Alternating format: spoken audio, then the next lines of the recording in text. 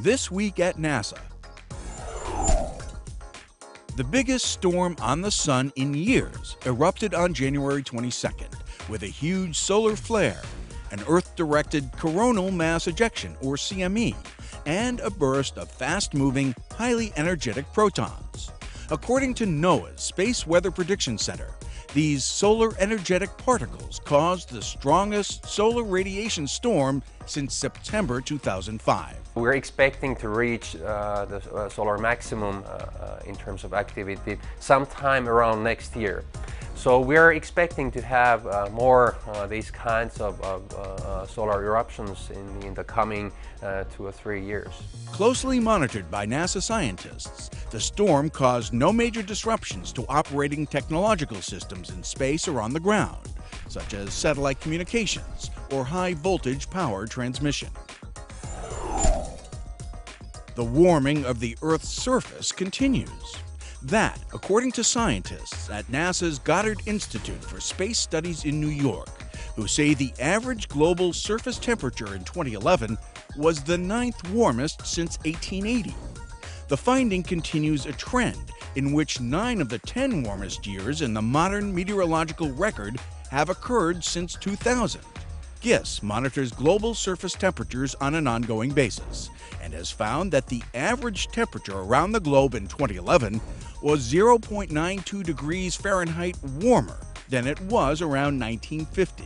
To say this is a problem we don't have to concern ourselves with about until a few years from now is a mistake. We need to concern ourselves about it, or concern ourselves with it now, so that the outcome a few years from now is something we're well positioned to deal with. Former astronaut Scott Altman addressed Mississippi's state legislators during NASA Day at the Capitol in Jackson. The event included exhibits highlighting the Stennis Space Center's role in the past, present, and future of America's space program, as well as the center's contributions to Mississippi's economy and quality of life. It's AGHS on blue and Coldstrank on red. There's nothing new about satellites in space, but flying them inside the International Space Station? That's what teams of high school students from the U.S. and abroad did in the Zero Robotics Spheres Challenge 2011 finals.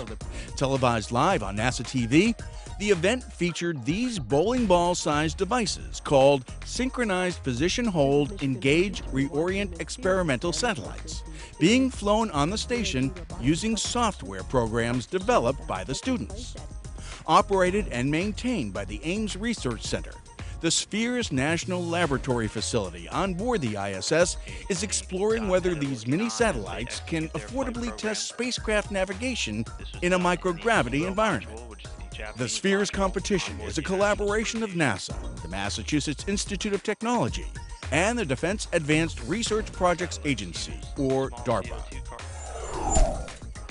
About 350 students celebrated the 19th annual Young Astronaut Day at the Glenn Research Center. A variety of activities appealed to their interest in aeronautics, space science, and engineering.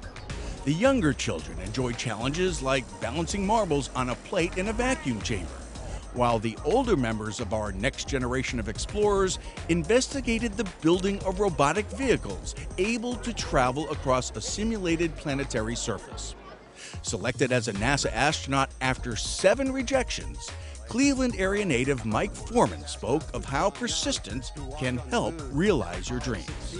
If you fail at a goal the first time, the second time, maybe even the third time, I would hope that you guys would get back up and keep trying, to achieve the goal. It might just be, to make the soccer team. The crowning activity of the day, the use of some 2,000 cans of food to build a mini space shuttle, later donated to a Cleveland food bank. An engaging new NASA program brings the excitement of space exploration to children while teaching them to live a healthy lifestyle. Inspired by First Lady Michelle Obama's Let's Move initiative, NASA's Train Like an Astronaut program aims to increase opportunities for kids to become more physically and mentally active. The program uses activities similar to those performed by astronauts before, during, and after space flights to help 8 to 12-year-olds develop good fitness and nutrition habits. It could also be for us older kids because we always need the adults to team in and work with our children to improve their physical fitness, as well as to help them learn about how to live a healthier lifestyle and good nutrition. The activities in Train Like an Astronaut align with national education standards and were developed in cooperation with NASA scientists and fitness professionals who work directly with our astronauts. Actress and spaceflight activist Nichelle Nichols, who portrayed Lieutenant Uhura in the original Star Trek TV series, found many friendly fans during a recent warp speed visit to NASA Dryden Flight Research Center's facilities in Southern California. Nichols related her experiences, both as a member of the Star Trek cast and as an advocate for human exploration of space, to an appreciative audience of Dryden employees. That's what our tax dollars are doing. Gaining us the future, gaining us beyond our wildest dreams, what humankind can dream of, humankind can do, and much more. Nichols considers one of her greatest accomplishments was helping open the door for the first women and persons of minority ethnicity to become NASA astronaut candidates, including Mae Jemison and current NASA Administrator Charlie Bolden.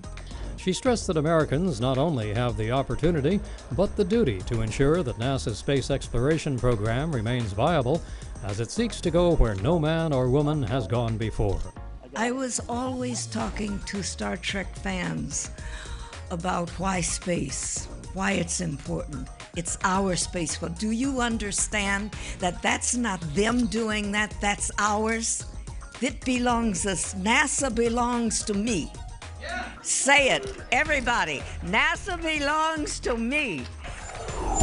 Liftoff. We have liftoff with Apollo 14. 41 years ago, on January 31st, 1971, the Apollo 14 mission began with its launch from the Kennedy Space Center in Florida. Astronauts Alan Shepard, Stuart Roosa, and Edgar Mitchell manned NASA's third mission to land on the moon. It looks like you're about on the bottom step and on the surface. Not bad for an old man. Shepard and Mitchell spent nearly 33 hours in the Fra Mauro Highlands, the same area to have been explored by the aborted Apollo 13 mission. They conducted 2 lunar EVAs and collected more material and scientific data than Apollo 11 and 12 combined. And famously, Commander Shepard swung the first golf club in space, sending 2 balls across the lunar frontier. Miles and miles and miles. Apollo 14 touched down safely in the Pacific Ocean on February 9, 1971. And that's This Week at NASA. For more on these and other stories, or to follow us on Facebook, Twitter, and other social media, log on to www.nasa.gov.